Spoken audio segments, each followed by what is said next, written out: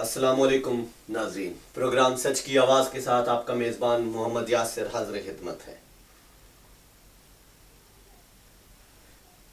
ناظرین، آج کے نوجوان کی سب سے بڑی خواہش کیا ہے؟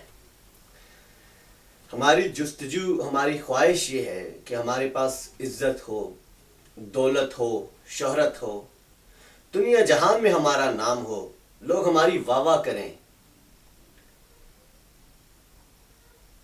ہمارا ہر طرف چرچا ہو۔ یہ ہم سب کی خواہش ہے، نہ صرف پاکستان بلکہ دنیا بھر میں جتنے نوجوان ہیں، جتنے لوگ ہیں، ہم سب کی یہی خواہش ہے کہ ہمارے پاس عزت، دولت، شہرت سب کچھ ہو۔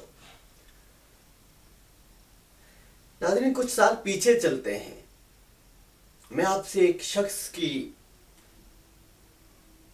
شخص کا واقعہ، ظاہری بات آپ سب جانتے ہیں اس کو، لیکن میں آپ کو ذرا یاد دلاؤں، تھوڑے سال پیچھے چلے جائیے۔ ایک شخص جس کے پاس عزت بھی تھی، دولت بھی تھی، شہرت بھی تھی، دنیا بھر میں اس کا نام تھا، لوگ اس کے دیوانے تھے۔ پھر جب اس کا ایک گانا بنتا ہے، میری نغمہ، دل دل پاکستان کے نام سے، تو دنیا میں سب سے زیادہ سنے جانے والے نغموں گانوں کے اندر تیسرے نمبر پہ ٹھہرتا ہے۔ الغرض اس کے پاس سب کچھ تھا۔ جنید جمشید، اب ایسے شخص کا ایک عالم دین سے اس کی ملاقات ہوتی ہے،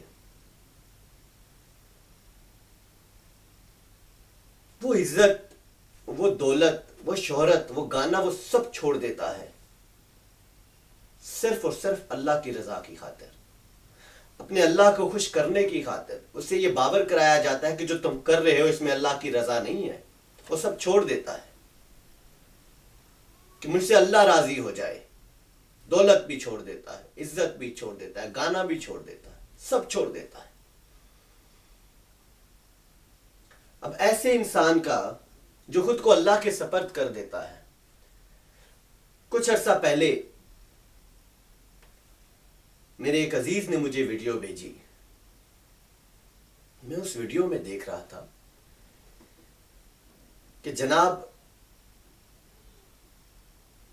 پہلے تو اس میں جو گفتگو جنید جمشید نے کی، جنید جمشید اس کے اوپر خود بھی معافی مانگ چکے ہیں، جنہوں نے ان کو سکھایا وہ بھی اس کی وضاحت اور ان سے معافی طلب کر چکے ہیں، اور وہ یہ بتا چکے ہیں کہ یہ نادانستہ طور پر یہ خطا ہوئی ہے، یہ لفظوں کی ہیر پھیر اور لفظوں کی جو غلطی ہے، یہ نادانستہ، یہ جان بوجھ کر نہیں کی گئی، یہ نادانستہ طور پر ہوا ہے، سب بھولے سے ہوا ہے، کم علمی کی وجہ سے ہوا ہے، یہ وہ قبول کر چکے ہیں۔ لیکن جناب، اس ویڈیو کے اندر جو ایک صاحب کا آڈیو جو اس میں وہ بول رہے، میں ان کو جانتا تو نہیں کہ وہ عالم دین ہیں یا کوئی ایک عام انسان ہیں، لیکن وہ جو لوگوں کو اکسا رہے ہیں، اٹھیے، یہ کھڑے ہونے کا وقت ہے، آئیے، نکلیے۔ جناب، میری نظر سے ایک حدیث مجھے وہ یاد آئی جب ان کی گفتگو میں نے سنی کہ تم میں سے کوئی اس وقت تک ایمان والا نہیں ہو سکتا جب تک اس کے ہاتھ، اس کے زبان سے دوسرا مسلمان محفوظ نہ ہو۔ کمی بیشی معاف، ناظرین، اس حدیث کو سنانے میں اگر کوئی غلطی ہوئی ہو تو معاف کیجیے، لیکن حدیث کا مفہوم بہرحال یہی بنتا ہے کہ وہ ایمان والا نہیں، وہ ہم میں نہیں جس کے ہاتھ سے، زبان سے دوسرا مسلمان محفوظ نہیں۔ تو ان جناب سے میری یہ درخواست ہے جو اس ویڈیو کے اندر جن کا آڈیو ہے، جنید جمشید کی ویڈیو میں، کہ جناب آپ کا اپنے بارے میں کیا خیال ہے؟ آپ جنید جمشید کو یہ کہہ رہے ہیں کہ تو پہلے گانے والا تھا۔ ہم کون ہوتے ہیں کسی کے ایمان کو پرکھنے والے؟ کوئی پہلے کیا کرتا تھا، ہم کون ہوتے ہیں یہ بات کرنے والے؟ नाज़रीन, बहुत हिम्मत का काम होता है अयाशियों को छोड़ के अल्लाह की तरफ आना। इतने फेम को छोड़ के डी फेम होना बहुत बहुत मुश्किल काम होता है।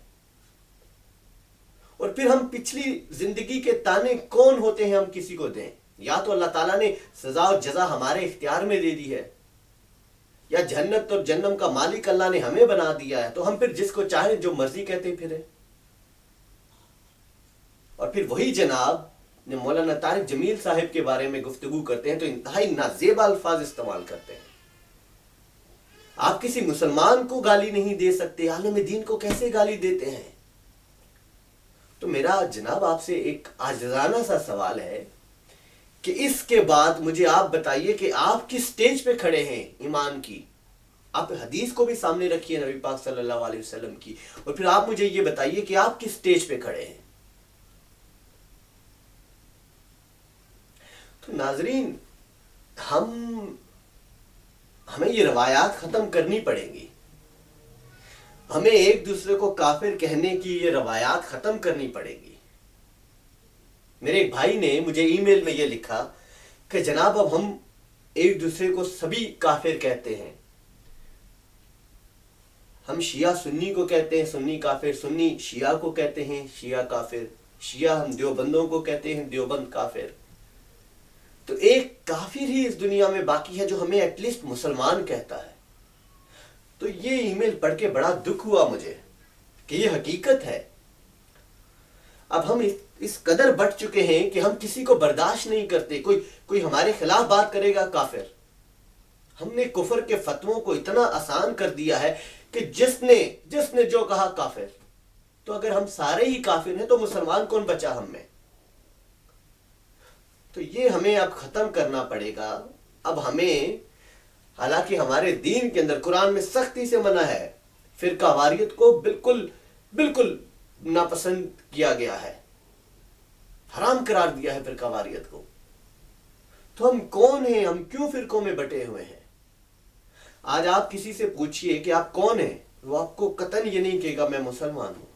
शिया, सुन्नी, देवबंद, अहले तशय्युअ, जो भी फिरका है, वो खुद को इस तरह से अपना इंट्रोडक्शन कराते हैं।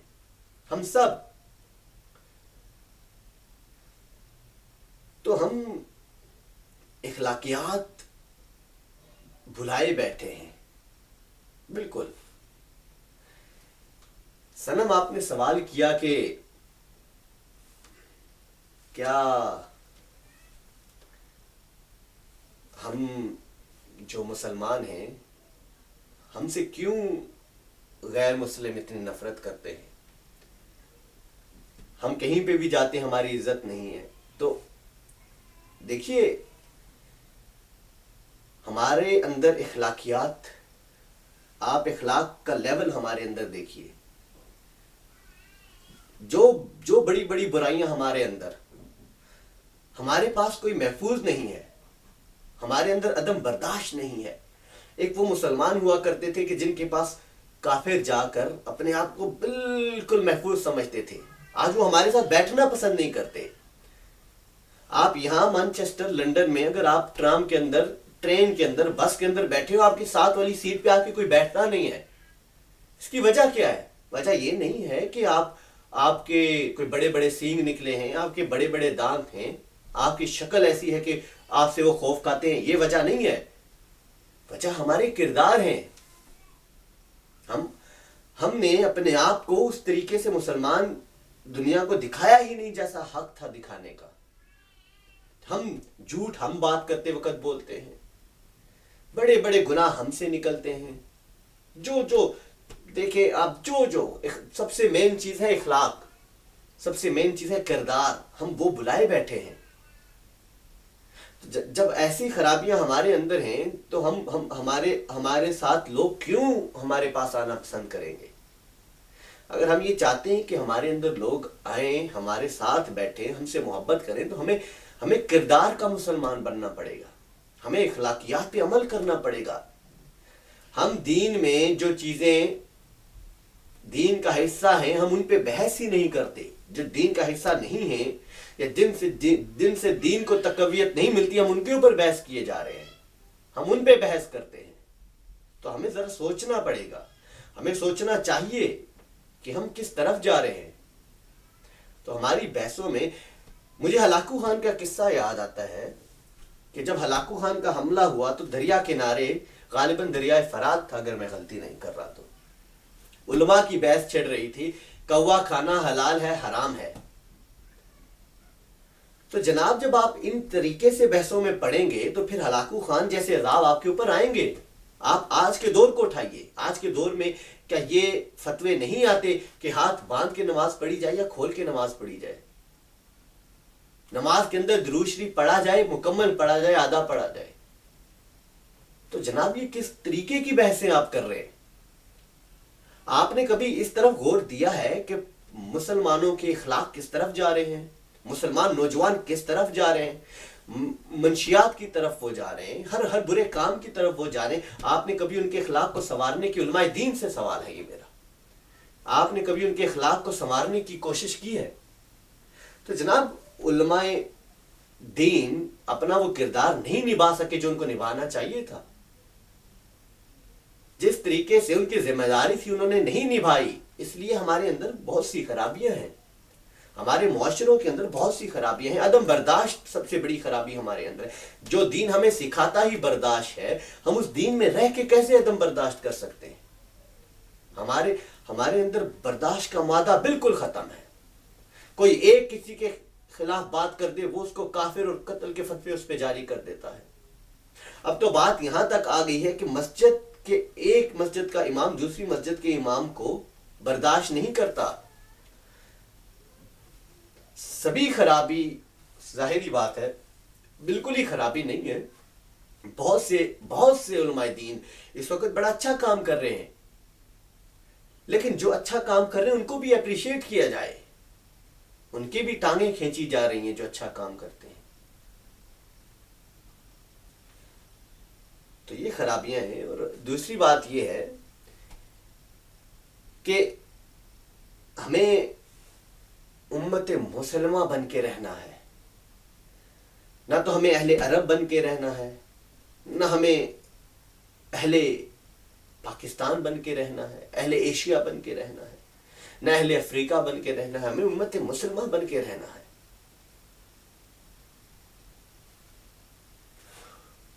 تو توقیر بھائی، آپ نے میرے ساتھ یہ ایک واقعہ آپ نے کہا میں شیئر کر دوں،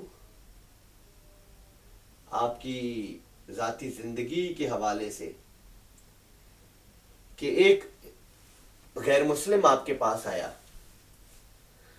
تو غالباً وہ دین کی طرف آنا چاہتے تھے۔ انہوں نے آپ سے یہ سوال کیا، اس غیر مسلم نے بھائی سے سوال کیا کہ جناب میں مسلمان ہونا چاہتا ہوں، لیکن میرے لیے کون سا دین بہتر ہے؟ شیعہ دین، سنی دین، دیوبند دین؟ تو یہی میں آپ کو تھوڑی دیر پہلے کہہ رہا تھا کہ ہم فرقوں میں ایسے بٹ چکے ہیں اور بھائی کہ ہمیں پتہ ہی نہیں ہے، ہمیں سمجھ ہی نہیں ہے کہ ہم اپنے دین کے ساتھ کیا کر رہے ہیں، کیا ظلم کر رہے ہیں ہم اپنے دین کے ساتھ، ہمیں خبر ہی نہیں ہے۔ تو جتنی ہماری خرابی ہے اس کے اندر، اتنی ہی بلکہ اس سے کہیں زیادہ علماء دین کی بھی کمیاں ہیں کہ وہ اپنے آپ کو لوگوں میں اس طرح سے نہیں لائے جس طرح سے انہیں لانا چاہیے تھا، لوگوں کو اس طرح سے علم نہیں سکھایا جس طرح سکھانا چاہیے تھا۔ معاشرتی خرابیوں کو انہوں نے صرف گورنمنٹ کی ذمہ داری بنا دی، اور یہ گورنمنٹ کی ذمہ داری نہیں ہے، یہ آپ کی ذمہ داری ہے، علماء دین کی ذمہ داری ہے۔ آپ معاشرے کے اندر جو خرابیاں ہیں ان کو اجاگر کرنا آپ کی ذمہ داری ہے، آپ کریں ان کو اجاگر، اور آپس میں اتفاق کے ساتھ۔ ایسا نہیں ہے کہ ایک جناب یہاں بیٹھیں دوسرے جناب یہاں بیٹھیں، تو آپ آپس میں جب اتفاق کریں گے تو پھر عام لوگوں کا آپس میں اتفاق ہوگا۔ جب آپ آپس میں لڑیں گے تو ظاہر ہے کہ جو آپ کے فالوورز ہیں وہ بھی ایک دوسرے سے لڑیں گے۔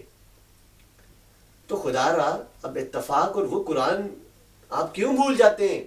باقی ساری چیزیں آپ کو یاد رہتی ہیں، آپ یہ کیوں بھول جاتے ہیں کہ تفرقہ بازی حرام ہے، مکروہ، ممنوع ہے؟ جناب یہ یاد رکھا کیجئے، یہ باتیں آپ کے یاد رکھنے کی ہیں۔ اور دوسری یہ ہے کہ علی ارسلان نے سوال کیا کہ ہم ریئیکٹ کیوں نہیں کرتے؟ ہمارے اندر اتنی خرابیاں ہیں، ہم بالکل ایسے کیوں ہیں کہ ہمیں کچھ فرق ہی نہیں پڑتا؟ تو جناب معذرت کے ساتھ ہم بے حس ہو چکے ہیں، ہم بے حس لوگوں کا ہجوم ہے جسے کوئی فرق نہیں پڑتا معاشرے میں قتل ہو رہا ہے، کوئی فرق نہیں پڑتا بم بلاسٹ ہو رہا ہے، کوئی فرق نہیں پڑتا کسی کی عزت جا رہی ہے، کوئی ہمیں فرق نہیں پڑتا۔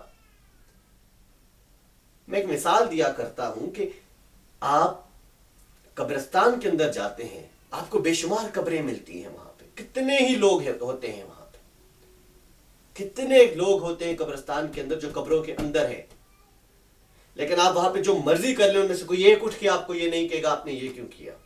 کیوں؟ کیونکہ وہ مردہ ہیں، وہ مرے ہوئے ہیں۔ تو کچھ ہمارے اندر ایسی عادتیں آ چکی ہیں کہ ہم ذہنی طور پہ مردہ ہو چکے ہیں، ہم ریئیکٹ کرتے ہی نہیں، ہم جتنی خرابیاں ہمارے اندر آ رہی ہیں ہم اس کو نظر انداز کیے جا رہے ہیں کیونکہ ہم بے حس ہو چکے ہیں، ہمیں پرواہ ہی نہیں ہے کیا ہوتا ہے۔ کہیں پوری عیسائی آبادیاں جلا دی جاتی ہیں، ہمیں فرق نہیں پڑتا، پوری ہندو آبادیاں جلا دی جاتی ہیں، ہمیں فرق نہیں پڑتا، میاں بیوی کو زندہ بھٹی کے اندر جلا دیا جاتا ہے، ہمیں فرق نہیں پڑتا۔ کیوں فرق نہیں پڑتا؟ یہ کون سا دین ہے جس کو ہم فالو کر رہے ہیں؟ کیا ہمارے دین نے ہمیں یہ سکھایا ہے؟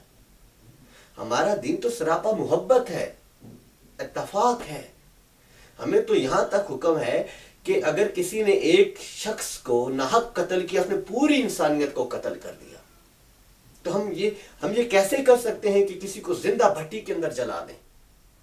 یہ کوئی احساس رکھنے والا انسان نہیں کر سکتا، جذبات رکھنے والا انسان اور دین پہ عمل پیرا انسان نہیں کر سکتا، یہ کوئی مردہ ذہن والا انسان ہی کر سکتا ہے جس کے اندر احساس حس نام کی کوئی چیز ہی نہیں ہے۔ زندہ انسانوں کا یہ کر ہی نہیں سکتے وہ، اور جو دین پہ چلنے والے وہ تو قطعاً یہ نہیں کر سکتے، کسی صورت نہیں کر سکتے۔ تو یہاں پھر یہ بات آتی ہے کہ جناب آپ نام تو ہمارے دین کا استعمال ہو رہا ہے، خرابیوں میں ہمارا دین بدنام ہو رہا ہے، تو دین کو بچانے کی ذمہ داری سب پہ آتی ہے، مجھ پہ آتی ہے، آپ عوام پہ آتی ہے، حکمرانوں پہ آتی ہے، علماء دین پہ آتی ہے، اور سب سے زیادہ علماء دین پہ آتی ہے، کیونکہ علماء دین کا اثر و رسوخ ہے، عوام ان کی بات مانتے ہیں، ان کی بات پہ چلتے ہیں، تو ان کا کام ہے کہ وہ لوگوں کے اندر پیار محبت کا درس دینا شروع کر دیں، اب بھول جائیں نفرتوں کو، چھوڑیں کون کیا ہے کون کیا ہے۔ ہم کسی کے ایمان کو پرکھ سکتے ہی نہیں، ہمارے پاس وہ پیمانے ہی نہیں کہ ہم کسی کے ایمان کو میئر کر سکیں۔ تو نہ جنت ہماری ہے کہ ہم کسی کو جنت دے دیں، نہ جہنم ہماری ہے ہم کسی کو جہنم میں ڈال دیں، یہ اللہ کے کام ہے، اللہ تک رہنے دیں۔ ہم نے وہ کام شروع کر دیا، ہم اللہ کے کام اپنے ہاتھوں میں لیے بیٹھے اور ہمارے اپنے کام ہم اللہ کے سپرد کیے بیٹھے ہیں۔ تو جو ہمارے کرنے والے کام ہیں وہ ہمیں کرنے چاہیے، اور جو اللہ کے کرنے کے کام ہیں وہ اللہ پہ رہنے دینے چاہیے، ہم لوگوں کو ہاتھوں میں نہیں لینے چاہیے وہ۔ تو جناب پیار محبت اتفاق اتحاد اسی درس کے ساتھ کہ ہم خدا کرے کہ ہمارے اندر اتفاق آئے، پیار آئے، محبت آئے، اسی درس کے ساتھ اپنے میزبان محمد یاسر کو اجازت دیجیے، زندگی رہی پھر ملیں گے انشاءاللہ۔ السلام علیکم ورحمۃ اللہ وبرکاتہ۔